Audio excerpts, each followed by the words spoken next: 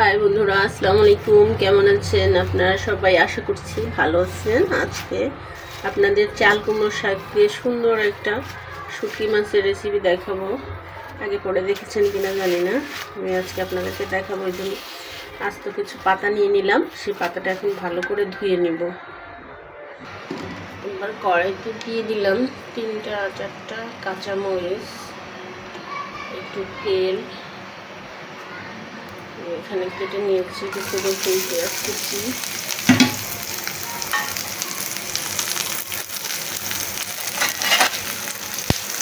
এবার ভালো করে পেঁয়াজ মরিচ কষে নিয়ে দিব। চাল কুমড়ো পাতার ভর্তা দেখাবো শুটকি মাছ দিয়ে।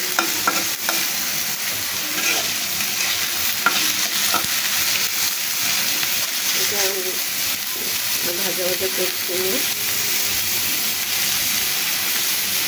একটু ভাজা হয়ে যাবে। এবার চাল কুমড়ো পাতাগুলো এভাবে দিয়ে দিলে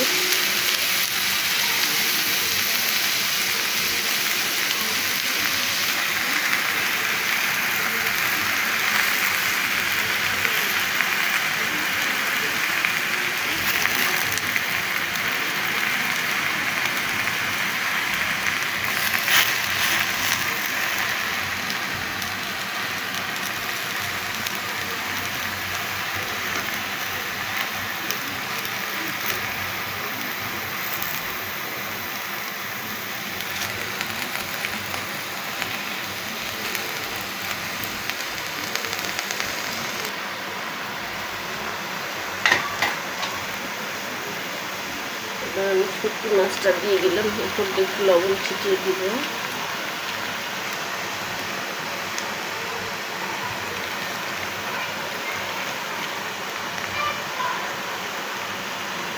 এবার এই মাছের উপর দিয়ে আমি সামান্য একটু তেল দিয়ে দিলাম। এটা আপনারা সরিষার তেল দিয়েও দিতে পারেন, কিন্তু আমি সয়াবিন তেলটা দিয়ে দিলাম। সরিষার তেল দিলেও হবে, সয়াবিন তেলও দিলে হবে, আপনাদের ইচ্ছা। আমি এখন এই মাছটাকে ভালো করে ঢেকে দিলাম। এটা ঢাকনার সাহায্যে ভালো করে ঢেকে দিব। আমি আরেকটু লবণ ছিটিয়ে দেবো উপর থেকে।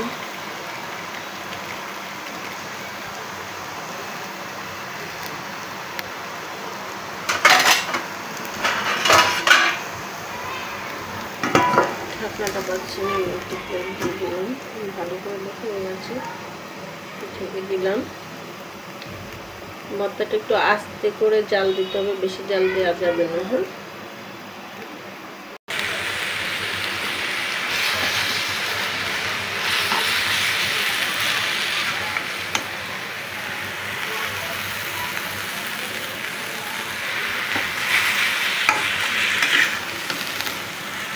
দেখুন বন্ধুরা, কি সুন্দর একটা কালার আসছে। আমি শাকটা আর থাকবে না, আস্তে আস্তে শাকটা সিদ্ধ হয়ে গেছে, আর একটু সিদ্ধ হবে।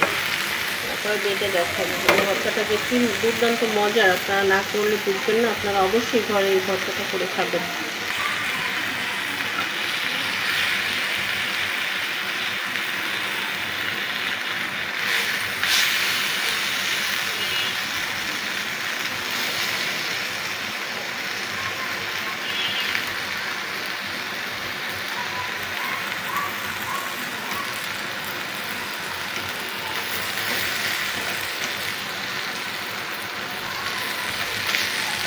মাছের কোনো চিহ্ন নেই, আর একটু মাছ দেওয়া উচিত ছিল, কিন্তু যাকে বাজার করে এসেছি অনেক টিপটা। মাত্র 20 টাকার মাছ আনছে। এখানে আসলে 40 টাকার মাছ দিলে আর একটু বেশি ভালো হতো। কিন্তু আপনারা আর একটু মাছ বাড়িয়ে দেবেন। আমার কাছে যেটুকু ছিল আমি সেটুকু দিয়েছি। ভর্তাটা যে কি পরিমাণ মজার হয় সেটা আপনাকে না দেখালে আপনারা বুঝবেন না।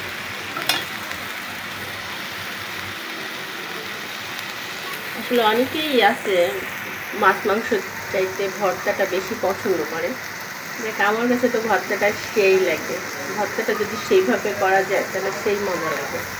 আবার সবার হাতে ভর্তা মজাও হয় না। ভর্তা মজা করতে কিছু টেকনিক অবলম্বন করতে হয়। আমার এখানে যে পানিটা আছে, আমি ধোয়ার সময় যে পানিটা ছিল সেই পানিতে আমার শাকটা সিদ্ধ হয়ে গেছে। আমার বাড়তি করে কোনো পানি দেওয়ার প্রয়োজন হয়নি। যেই পানিটা আছে এই পানিটা অবশ্যই আমি টানিয়ে নেব। টানিয়ে না নিলে ভর্তাটা মজা লাগবে না, একদম এক পানিও থাকবে না। সব পানিটুকু আমি শুকনো শাক দিয়েছি, এটার ভিতরে টানিয়ে নেব। পেঁয়াজটা এরকম থাকবে, পুরোপুরি পেঁয়াজটা ভাজা হবে না, এরকম একটু কাঁচা কাঁচা থাকবে। সেই ভর্তাটাই বেশি মজা হবে। অনেকে আছে ভর্তার পেঁয়াজটা পুড়িয়ে ফেলে, স্বাদটা একটু অন্যরকম হয়ে যায়। ভর্তা ভাজি যাই করেন না কেন পেঁয়াজটা পুরোপুরি পোড়াবেন না, তাহলে ভর্তাটা বেশি মজার হয়। আবার অনেকে আছে না বুঝি পোড়া ফেলে, এই ভর্তার টেস্ট আর এক রকম। মানে বিশেষ করে শাকের ভর্তা, শাক ভর্তাটা শুটকি ভর্তার পেঁয়াজটা কম পোড়ানোই ভালো। দেখুন বন্ধুরা, এতক্ষণে আমাদের সেই বিখ্যাত শুটকি মাছের রেসিপিও বের হলো এসে গেছে। কাঁটাগুলো অবশ্যই বেছে নেবেন, ছোট্ট বাচ্চারাও ভর্তা পছন্দ করে। আমার শাকটা তৈরি হয়ে গেছে, এখন আমি ভর্তাটা করে নেব।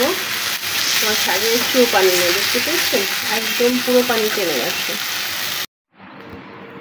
দেখুন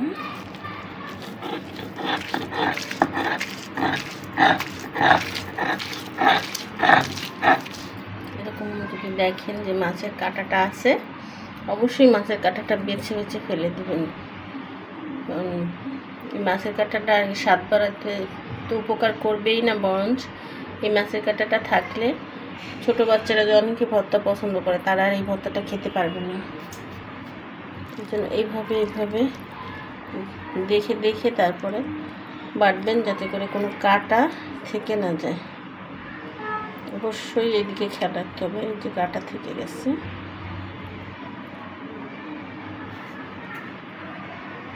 অবশ্যই কাঁটা ফেলে দেবেন, হ্যাঁ, কাঁটা যেন না থাকে। ভর্তাটা যে কী মজার আপনারা না খেলে বুঝবেন না। অবশ্যই বাসায় একবার তৈরি করে খাবেন। আমি পুরো ভর্তাটা তৈরি করে আপনাদের দেখিয়ে দিব।